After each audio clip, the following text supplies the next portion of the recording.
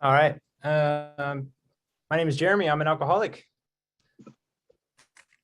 and I'm coming through okay, right? I'm at the mercy of some hotel Wi-Fi.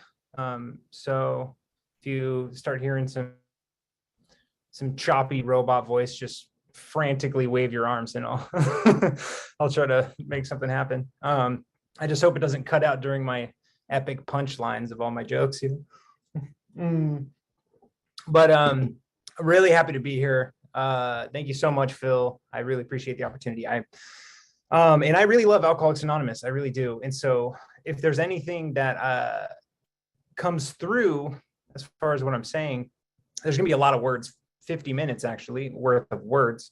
But what I hope actually comes through is the love that I really have for AA. That's what I really want to transmit. I don't really just want to say a bunch of words.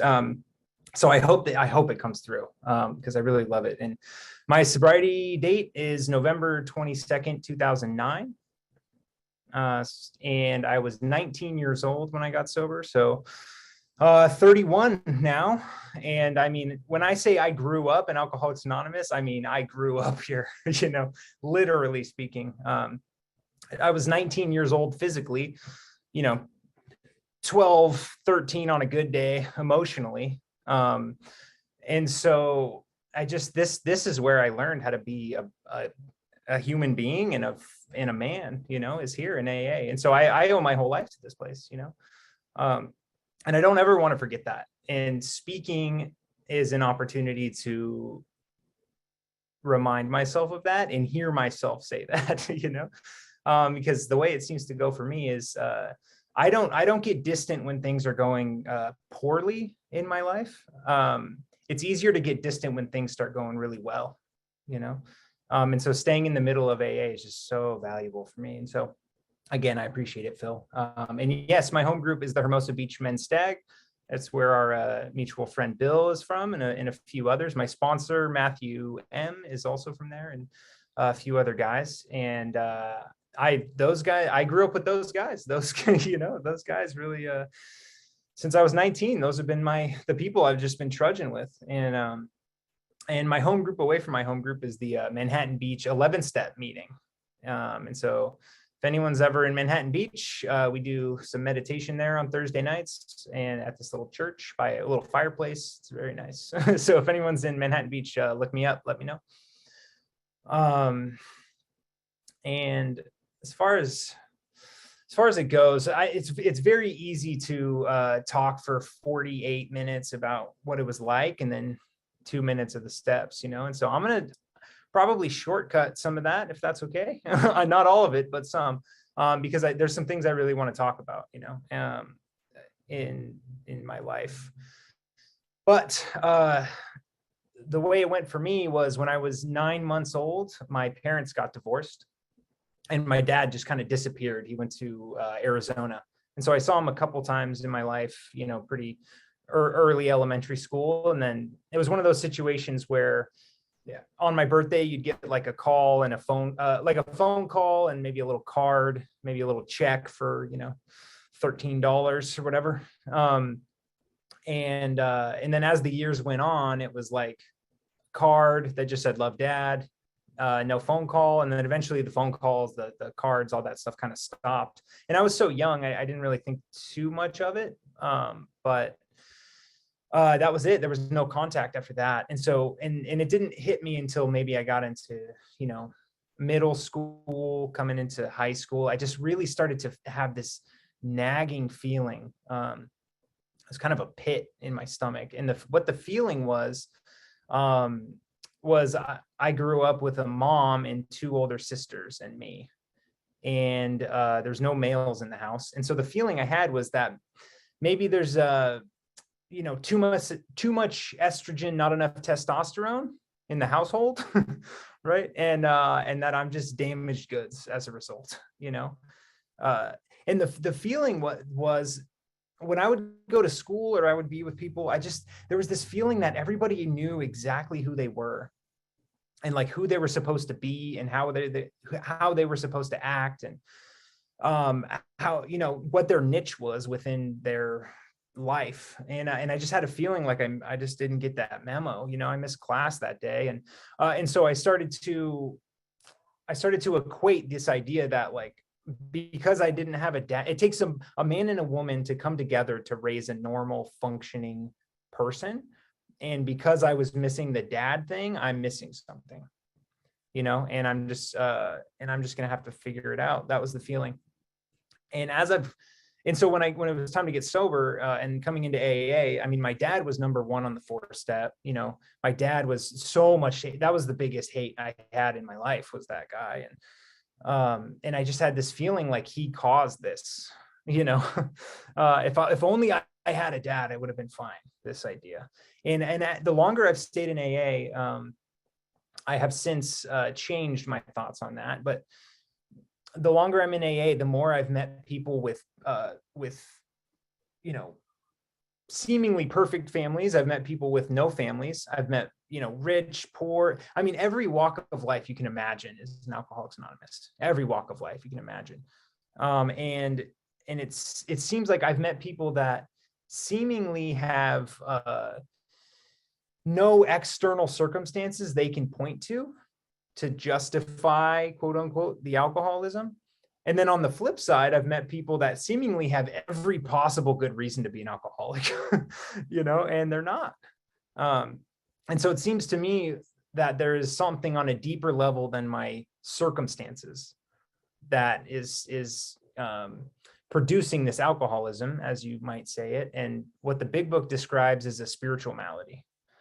And it's that spiritual malady that has really resonated with me over the years, and has really helped me account for some things I couldn't otherwise account for. But I didn't know any of that. And so I just went through my life, and the one thing I found that fixed that pit in my stomach is when I found alcohol. And I knew immediately. I remember my first drink was it was Malibu rum, like a little bit of some real sweet foo-foo stuff, and I loved it. I loved it. The best way I could describe what happened was, it was very much like, if you ever read any spiritual literature about being they'll talk about being in the present moment. That's what happened to me. Everything went, all my angst, all my anxiety, all my worries, I'm not good enough, I'm not man enough, all that was gone. I was just here. I was present. It was not, if I did, what it was, is I didn't really need anything external. Once that alcohol hit me, I didn't really need anything else. If you guys wanted to party, I was happy to party. But if you weren't interested, it was fine. As long as I had the supply, I was good. And there was such a seeming freedom in knowing that as long as I can get that release, I'm going to be all right. And so alcohol was really the light at the end of my tunnel. It was the feeling. And it was just, that was it. And so I just pretty much dedicated my life to that. What I really think early on, I don't know exactly when, I can't pinpoint maybe when this happened, but there was a certain point where I feel like I worked this perfect third step on alcohol, if you know what I mean. It was like I surrendered my will and my life to alcohol. And I couldn't really pinpoint when that was, but there was some point where it had just settled in that, come what may, good, bad, right, wrong, ugly, like me and alcohol were in it, and I dedicated myself to it. And I really lived true to that, throughout those years I was drinking. And I had arrived moment. I can tell you where I peaked in my drinking. It's a pretty short story. As you can see, I drank from 13 to 19. I didn't really make it that long. And this was my I have arrived moment, is I got my driver's license. I had my grandma's 1999 Buick Regal Custom. I had just got my license, right? So I had this Buick Regal Custom, and I had this big blonde afro, and I got this job at a grocery store. And this grocery store had a very large alcohol inventory.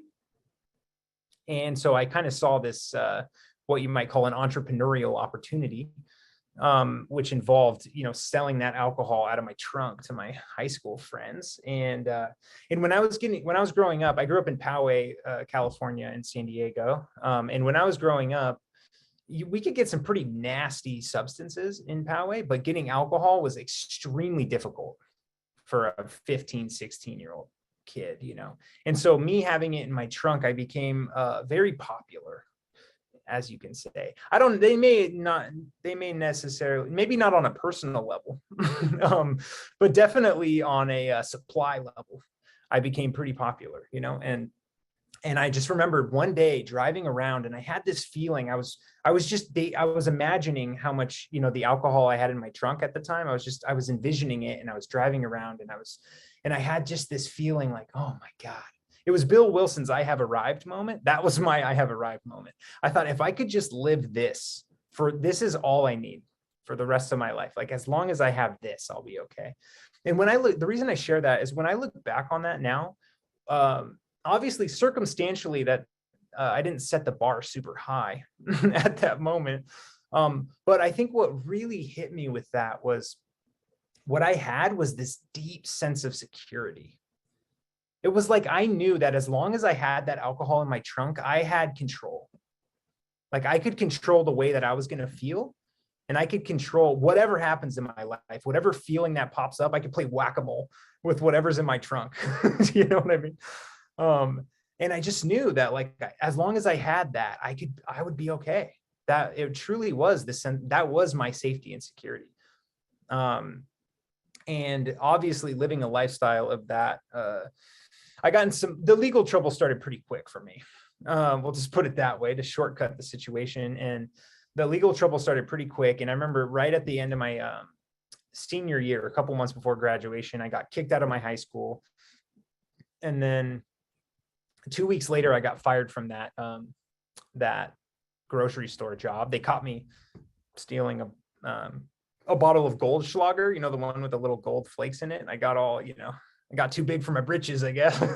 And they let me go, and I got in some trouble there. And so it all just kind of started coming unglued, and I was 17, and it was just unraveling pretty quickly. And basically what ended up happening through a series of legal troubles was I ended up in the middle of a second chance from the judge. Chance number one from the judge. And this was after a few jail trips and a few things that had gone down, and a pretty nasty legal record. I was in the middle of the second chance. First chance, the judge told me, look, I'm going to give you the deal of a lifetime.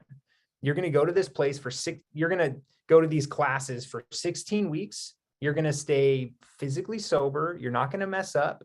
And if you can do this, I'm going to make your problems go away. Just do these 16 weeks for me. That was chance number one. And with deep sincerity, I meant that I'm going to take these 16 weeks and I'm just going to get my head right. I knew enough to know pretty much my whole drinking. I knew enough to know that I was not what you'd call a healthy, normal social drinker. Like, it wasn't a huge mind-blowing thing when you guys talked about alcoholism for me. I mean, it was pretty obvious that, like, what I always felt like, though, was that people who didn't drink and use like I did, I just assumed they didn't know what they were missing. Like, they just didn't understand, like, yeah, you don't know what you're missing, but I knew it was an issue. And so I knew that, like, this 16 weeks was a chance to reset. And so I meant it.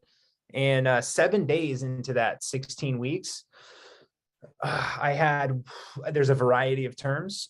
You can call it a mental blank spot. You can call it the case of the effets, whatever you want to call it. I drank, I drank, and I was like, I'll just drink once, whatever. I've been doing great. I've made it 7 days. I deserve this. I've earned this.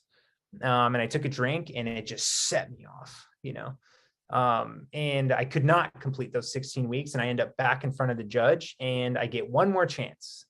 And he's like, look, man, I don't know why I'm going to do this for you, but I'm going to give you one more chance. Same deal, 16 weeks, go to the classes, don't mess it up, and I'm going to make this go away. But if you mess up this 16 weeks, I am going to be a really bad judge if you don't go to jail. Like, I have a job to do. And so, and And it was the story of my life, man. I had judges, I had lawyers, I had psychologists, psychiatrists, counselors, police officers. Everybody was on Team Jeremy, stay sober. You know, my family, my friend, like everybody was on Team Jeremy, and I could not stay sober. In 3 days into that 16 weeks, I got loaded with all the sincerity I could muster. And I meant it to the core. I was like, I will white knuckle this. I don't care how miserable I am. I don't care how much my life sucks. I'm not going to drink. And I drank 3 days. And I was face to face with the ugliness of my alcoholism. And I couldn't stop. And there was one day in the middle of that, I knew I was going to jail. You probably can't tell from my rugged, manly exterior, but I'm not really like a jail guy. That's not really my niche, you know? And so I was just knew that was not going to be good. I did all right the couple times I went, but it was pretty short stints. Let me tell you, I was thinking big boy, and I was 18. I was going to big boy jail, you know, I had a handful of years hanging over, and I was like, dude, I'm not going to, but I could not imagine, basically the point being, I could not imagine drinking, and I could not imagine another way, you know.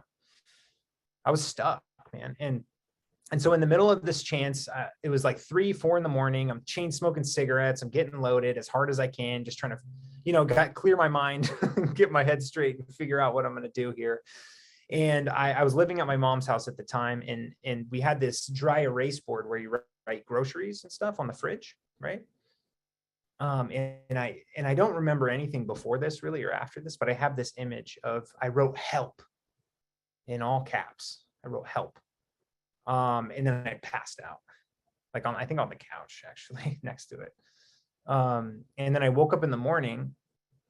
I had forgotten that I had did that, and I walk, and then I look on the fridge, and there's help, just in all caps. And that was my first step in black and white on a refrigerator, dry erase board under the groceries, help. And I believe when I look back, I don't think my mind wrote help. I think my soul wrote that. Do you know what I mean? I think my soul wrote that. My mind is always trying to play the game. It always wants to play the game.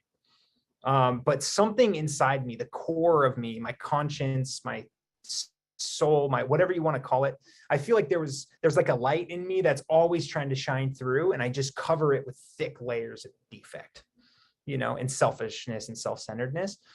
And when I can get out of my selfishness and self-centeredness just enough, a little crack in that layering shines through. And I think there was just enough light shining through that I could write help on that dry erase board. That's what I think. And it seems to me that the grace of this higher power that I've come to find in AA, the grace of this higher power seems to come when I get out of the way. If I can when my personal sense of self can get far enough out of the way that I can truly be relieved of the bondages of self for a moment, something shines through, you know?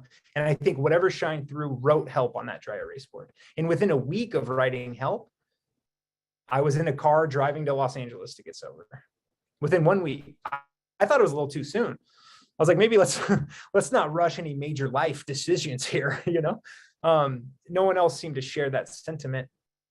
And it was a miracle, man. It was a miracle. And I forgot, when I wrote help on that dry erase board, I remember I looked down and my mom had responded to it, like classic mom. So she's like, I'm going to help you, XOXO. I was like, oh my God, you know?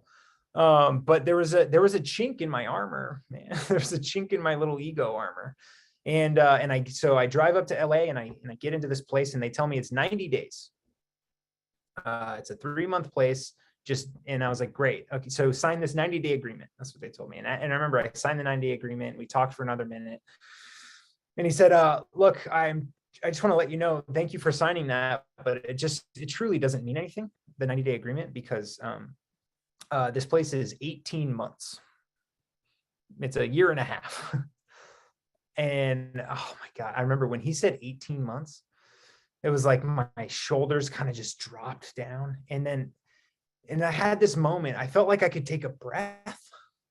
was like a deep, like I felt like I had a deep breath, like a lot of space, like I could really finally breathe.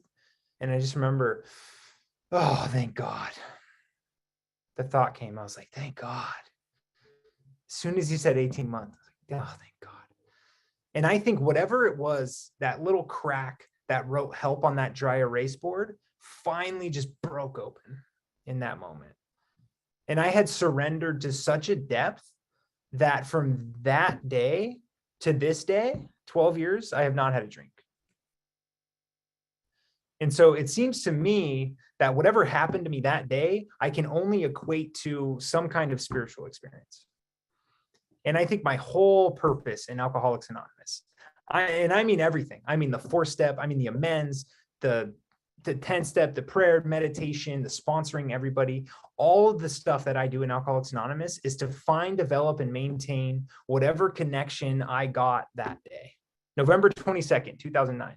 Whatever happened to me that day, I'm trying to nurture and cultivate and develop. That's what I'm doing here. And there's a lot of ways to do that. In fact, there's a lot of ways to do that in general, in the world, in life. And however, there's something about Alcoholics Anonymous for me that nothing fills my soul like Alcoholics Anonymous. I mean, nothing. And I've tried all kinds of things. I'll probably maybe talk about some of them, but nothing fills my soul like Alcoholics Anonymous. I was reminded of that on Monday at my home group. Nothing fills my soul like this. And I started the journey, and I'm not a trailblazer. I didn't come up with this very unique, amazing, Jeremy's fantastic, wacky way to stay sober. I didn't come up with that. I did the 12 steps of Alcoholics Anonymous. Basically what the book suggested, I got a sponsor and I let them kind of show me what they did. And I got a home group and they showed me the ropes and I just went through the process. And the process changed me. I mean, I'm not the guy I was when I got here. And I really do want to welcome anyone who's new or newer. I can tell you, if I felt now how I felt when I was new, I would not still be here. And I think that's so important for me. I need to remember how I felt when I came in. And it's the easiest thing to forget. I get a little bit of good in my life and my life gets so good, I don't have time for AA. It's the easiest thing in the world for me to do, and I did not feel very good when I got here, but the miracle of Alcoholics Anonymous, and I think I need to make sure I drive it home for myself, especially. The miracle of Alcoholics Anonymous is that the reprieve I've been given from alcoholism is not white knuckling it. Like truly that day, the obsession has been removed. And as long as I can keep in this spiritual condition in various ways, mostly the ways the big book suggests, if I can keep in spiritual condition, then the obsession stays at bay. Right. And because what the big book talks about, and it really hit me when I was new, because I was taught about the first step, and the first step just really struck me that, and the book says, we can absolutely not stay sober on the basis of self-knowledge. This is a point we wish to emphasize and drive home, that we cannot stay sober on the basis of self-knowledge. And when I got to AA, I assumed that I would do the steps, I could learn enough about the inner workings of my life and then in my mind, and then probably drink and use like a gentleman. That was really the plan I had when I got here, I thought, okay, cool, I'll do 90 days, but something changed and the desire has lifted and it has stayed lifted. And so there's the don't quit before the miracle happens concept. The miracle for me, to really be specific, the miracle for me is that position of neutrality that I've been placed in, that the book talks about, safe and protected. And it's become, if you stay sober for a little bit, that starts to become the norm. Like it seems like everything I do in my life for a while starts to normalize. And I never want to normalize the fact that the obsession has been removed. It's such a dangerous thing for me to do, and so I'm just so grateful that it's removed, man. And I started the journey, and a couple things happened. One of the things I did so I stayed at that whole place. I did 18 months at that place. And then after a few months, after the 18 months, I moved out with some people. I got a little apartment up in Redondo Beach, which is where I am now. I got this little apartment with a couple of guys I got sober with, and I just started the journey, of AA outside of the structured sober living situation. It was AA. I got into AA. If you want to go to a meeting, go to a meeting. If you don't. That kind of AA, which that was a whole new game for me. I was forced. It was so rigid for 18 months, which I'm very grateful for, but I had to transition, and I transitioned. And one of the things I'm so grateful for was I had a sponsor at the time, and we jumped into the amends pretty quickly here. And I made a couple big amends. And one of the amends I really, really wanted to make, that grocery store, and so I sat with them and we started tallying up some numbers, and I came up with a pretty hefty number. It was a decently long period, and it was quite a bit of alcohol I got a system down, and became pretty costly. And when the amends came around, you know what I mean? And so I totaled the number, and it was essentially half of my entire money, which wasn't much, but it was a lot for me, quite a bit for me. And so I guess it wasn't much relative. It's all relative, I suppose, but it was a lot. But I didn't want to do it. And I had the same place that deep breath kind of came from. That same place, there was another feeling there that was kind of it was almost like twisting at me. And it said, that's not your money. I saw this thing the other day. It was like alcoholics, they're getting mad about giving back the money that's not theirs. Right. And that was what I was doing. I was mad about giving the money that I stole, essentially. And so excuse me. I went to this grocery store, and I wrote a check, and my sponsor told me, make sure the check gets deposited into the store. That was really important, not some guy, the store. So I go to this grocery store, and I asked for the manager. I was hoping it'd be the same guy, but it had been many years, and so it wasn't.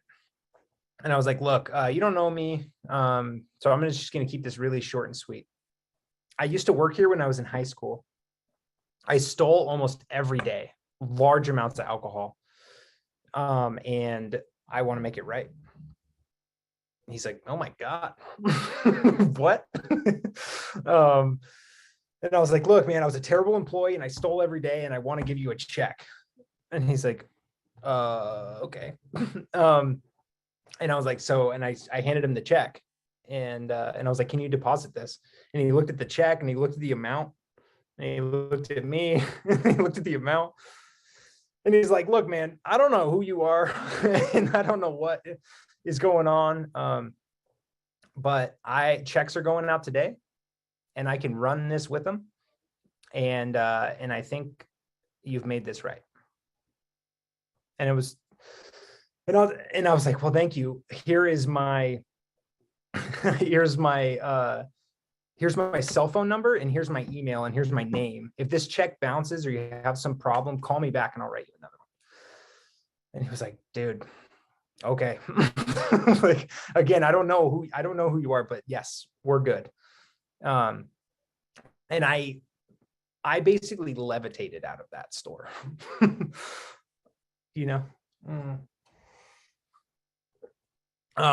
6 inches above the ground, levitated out of that store. I mean, I was, you know what it is? I don't know how much something weighs me down until I let it go. It's not like I spent every waking moment thinking about, oh, that poor grocery store, and yet that was such a burden on my life. And apparently it was a burden on my life financially too, because there's a strange thing that as you make those financial amends, they have a way of coming back in unusual ways. That's very strange. Another topic. but that happened. And I assumed after I make this amends, I'll be completely destitute because I'll have no more money. And, but the fear of the financial insecurity was not there. I tasted a 9-step promise from that amends, you know. It did not say that financial insecurity would not be there, which was very much present. But the fear of that financial insecurity at that time was gone. And I continued to make more amends and more amends and more amends. And then there was another one I really wanted to make. Oh, I didn't tell you the story. It's brief. And so when I was in high school, I had one time I contacted my dad. And I'll paint the picture for you real quick. It was about 2 a.m. I was about halfway done with a bottle of vodka. I had found my dad's old landline number in a book. Like, you know, you'd have like books written with people's numbers on it, you know, those things. And I found that, and there was a landline number for my dad on there. And I remember I found that book, and I was in my room, and, you know, the liquid courage was just running strong. And I just remember thinking, wow, now's the time to make that call, you know, 2 a.m. And so I pick up the phone and I call the number, and I get obviously it's 2 a.m. I get the voicemail, some number in Arizona, and I get the voicemail. And I remember I just let out all the emotion I had on that voicemail. I don't remember too much of the words, but I remember the energy behind the words. And I knew that was amends worthy energy. And I never talked to him after that. I never got a phone call. I didn't, it was just this isolated event that happened randomly in high school, and we never talked. And I had like 5 years sober, and I had the same thing, my little soul center or whatever twisting at me again. Like, it's time to make that amends. And I was like, oh, I'll never find him. I remember thinking, oh, I'll never find him. That bought me like 3 months, you know, that like let my conscience chill out for a minute. Bought me like 3 months. And then it came back again, make the amends. I was like, oh, I called my sponsor, it was Matthew, and he helped me write a letter. And because I couldn't what happened was I was like, oh, but I'll never find him. So I wrote out this letter of what I wanted to say. And then one day I just sat there and I was like, you know what, maybe I should try to find him. Maybe that's a start. And within 3 minutes on Google, I found his address. 3 minutes. And I was like, man, I'm pretty sure this is him, like 99%. And so I took this letter, and it said, "Dear Dad, there were better ways that I left you this voicemail in high school. I don't know if you remember it, but there were better ways I could have expressed myself, and I didn't do that. And if there's anything I can do to make that right, let me know. Here's my phone number, and here's my email. Love, Jeremy." That was it. And I put that letter in this envelope I found on Google, and I mailed it off. And then 4 days later, I got an email from my dad. And I hadn't spoken to my dad since I was in elementary school. I got this email from my dad, and all I saw was his name first. Like, it was on my phone, and I was pulling up the emails, and then I saw his name, just his name, the fact that he had sent me the email. And I got this overwhelming conviction that no matter what this email says, and no matter how this goes, this resentment is done, you know. And no matter what this email says, like, this guy has no more power over me. All this too much estrogen, not enough testosterone stuff, all this you're not man enough, all this whatever, it's done. That was the feeling I had. And so I had so much conviction opening that email. Like, I truly had surrendered the result. There's not that many times in my life when I really, truly surrender the results of my actions. I pay it lip service because it's a practice, but sometimes in a spiritual setting, in a certain moment, I truly surrender the result. And this was one of those moments. And I opened the email and said, "Jeremy, I was really surprised to receive your letter. I do remember the voicemail. It's, of course, no problem. I still love you and your sisters, and I just wish things could have been different, Dad. And that was it. And I was free. You know, I was free. I didn't need anything from him. And I saw so clearly that, God, I just saw it. That guy was doing the best he could with what he got, with what he has at that moment. And this is what he has, you know. When I was getting loaded, I was doing the best I could with what I had at that moment. That was my level of development at that time, I suppose. That was my lack of spiritual connection only allowed me to go so far when I was getting loaded. My overwhelming self-centeredness only allowed me to go so far. And that's where he's at. I don't know if he's an alcoholic. I don't know if he's just whatever you want to call it. There's a malady of some sort there. And I just no longer hated him. And so the forgiveness like happened to me. It wasn't intellectually. Intellectually, I'd told myself a million times I forgave him. After the 4th step, I told myself I forgave him. But the journey from the head to the heart takes a little longer than that, you know? And I find truly my whole thing, and I learned pretty much everything intellectually I was going to learn in AA, probably in the first 2 years, intellectually.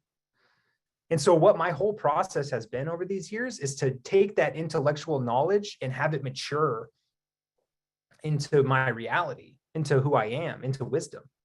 You know, it's the journey from the head to the heart, and it's the process of the steps that matures that journey, I think.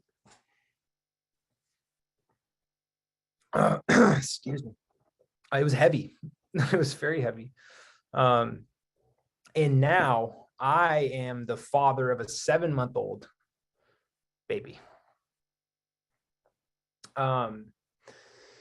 And I have the opportunity, because of Alcoholics Anonymous, to be the father that I did not have growing up, right? I mean, what a miracle. Like, if you're new to Alcoholics Anonymous, this thing is not about just being physically sober. Just being physically sober was just the prerequisite. It's like, that's just getting things rolling. That was like the introductory course. You know what I mean? Truly, the spiritual development that's available through the steps of AA, I mean, it's a serious spiritual path to walk, you know? And I'm so grateful I get to walk it. And I'm actually, ironically, I'm in this hotel room. It's right across the street from Disneyland, and which is where my wife and my baby are. And it's so cool.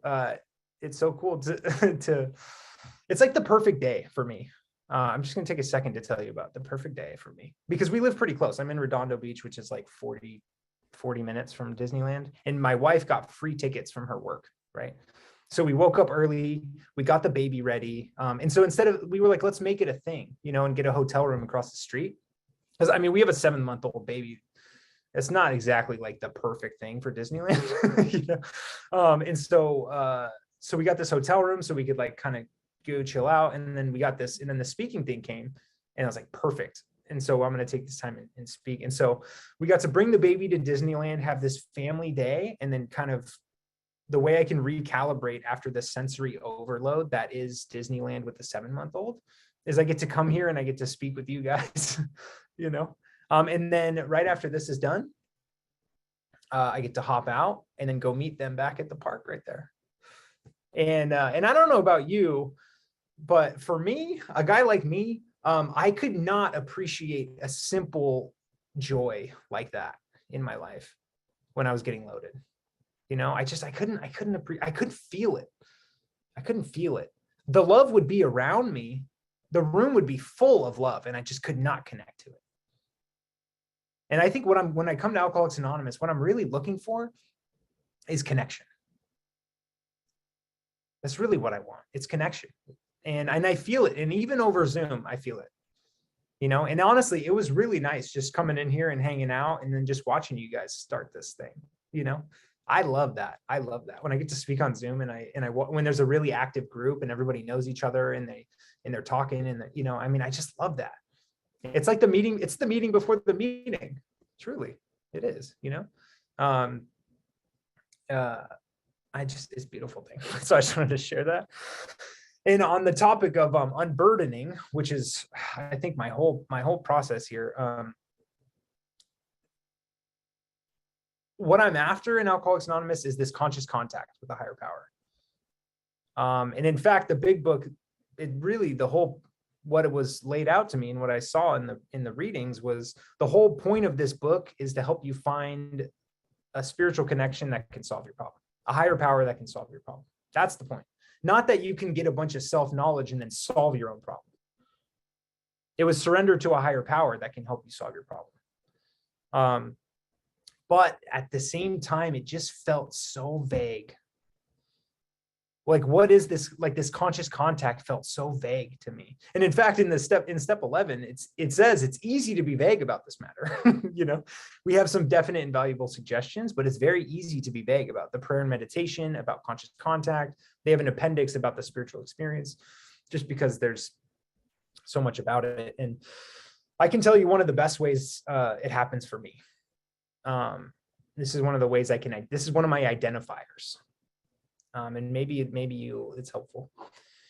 There's something that happens to me when I go to a meeting, pretty much any meeting, I would say.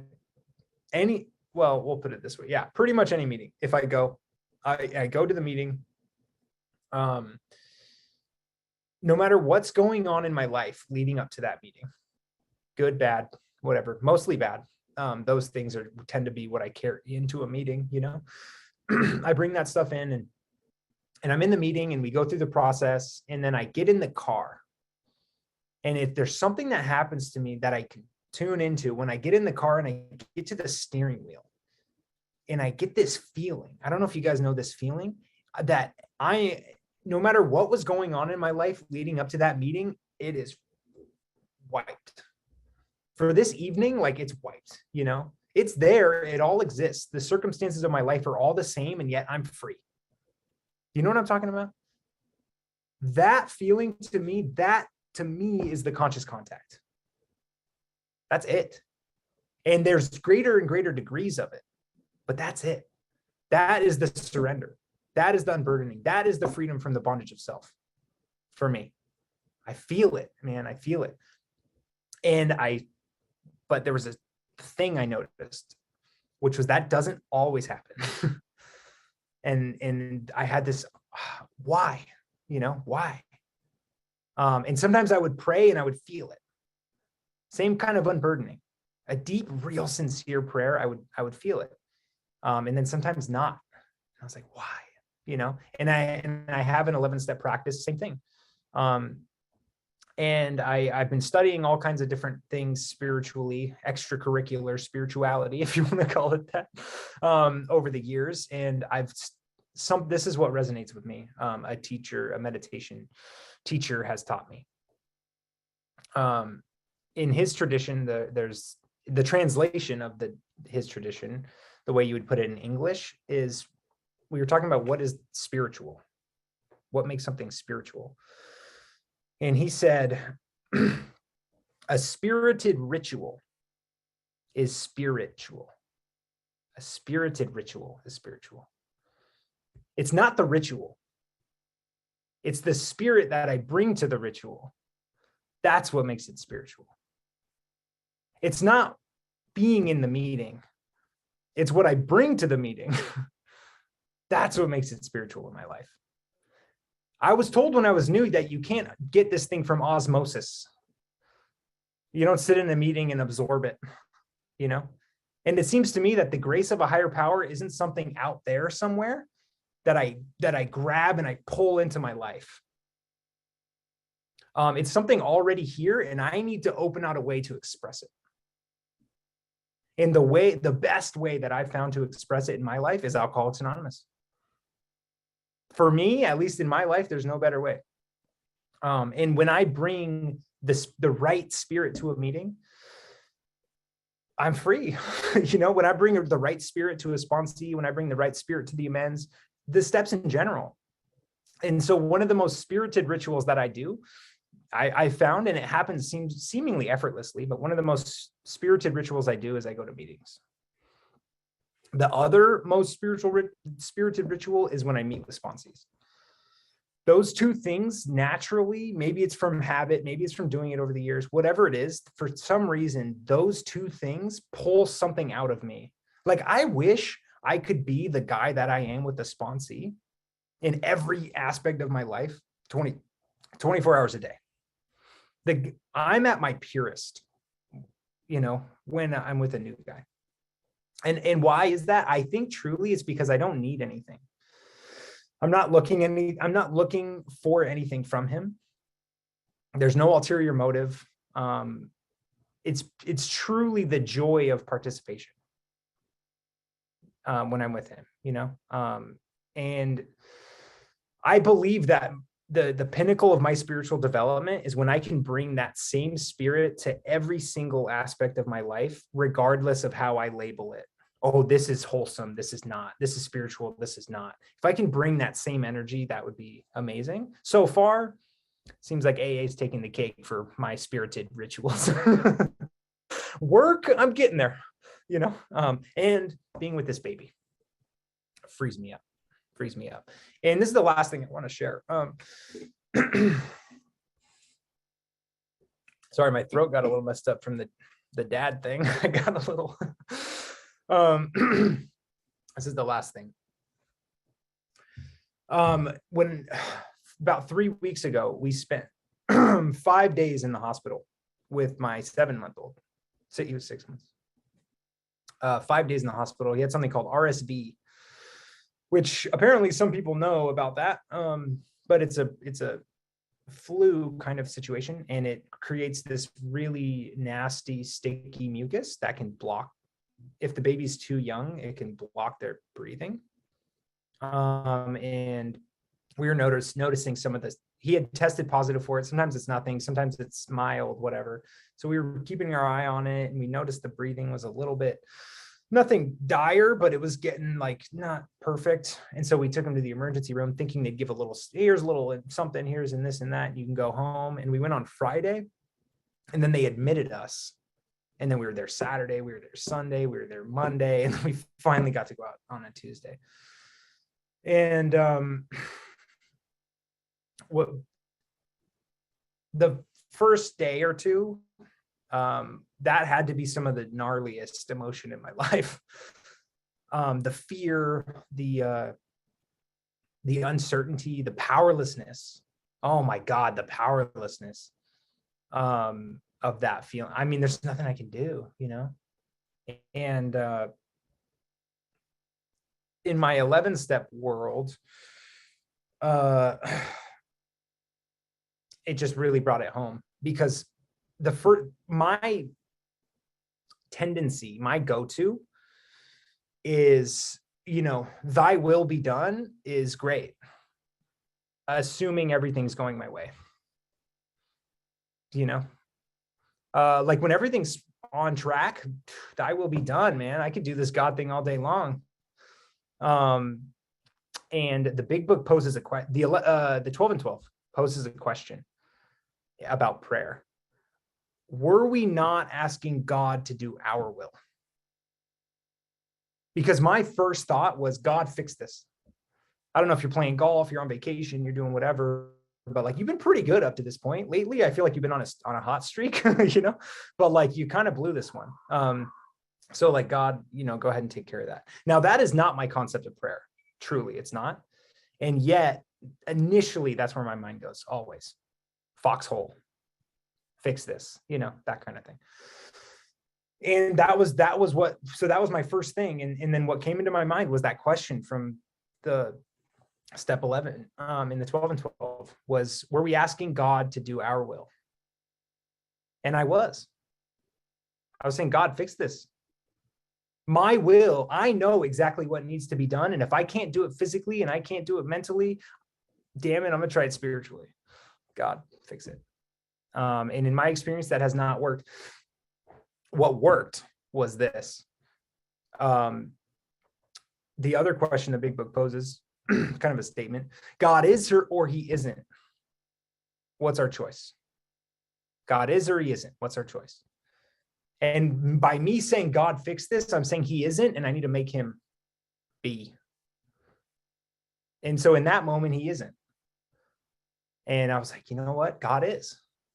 And if God is, truly, if God is, then I need to let this go. And I need to, and if I let this go, what does that mean for me? And what it meant for me is that I could show up for this moment. I could show up for this situation, despite the feelings, despite the fear, you know, not get rid of the feelings, not get rid of the fear, but despite them, I could show up and I can be there and I can do the next indicated action to the best of my ability. And I could bring the spirit to it. I can only do that through that surrender. I can't do that with my strain and my anxiety and my fear. I can do that through the surrender. And it was that got me through that 5 days. And he came out the other side and he's good. And we're at Disneyland and it's beautiful. And so what it is for me is my whole thing in Alcoholics Anonymous is that I am trying to remember that God is. And the way that I remember that God is through the steps and through my connection with you guys. I tell myself God is intellectually, and then I'm using AA to make that journey from the head to the heart so that I can experience that God is. And it's that experience that allows me the spiritual recovery. It's that experience that allows me the reprieve contingent on that spiritual maintenance. And so with that, I love you all. Thank you so much.